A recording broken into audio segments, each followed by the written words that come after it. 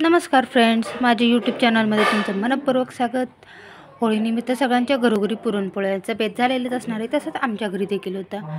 पुरणपोळीसोबत कोणाला दूध आवडतं खायला, कोणाला उळवणी आवडते, तर कोणाला कटाची आमटी आवडते। तसंच मला कटाची आमटी आवडते, त्याच्यामुळं तुम्हाला मी आज ही माझी सिक्रेट रेसिपी दाखवणार आहे।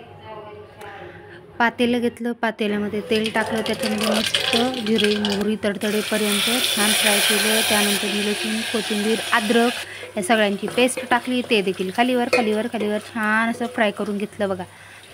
ते झालं की थोडंसं हळद टाकली, हळद टाकून अजून खालीवर छान फ्राय केलं बघा।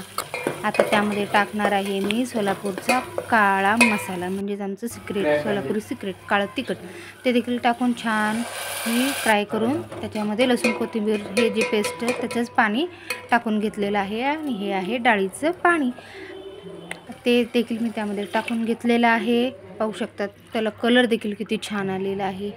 त्यामध्ये चवीनुसार मीठ टाकलं आणि वरून कोथिंबीर टाकली। आहे की नाही सोपी रेसिपी? चला लवकर चॅनलला सबस्क्राईब करून घ्या। थँक्यू।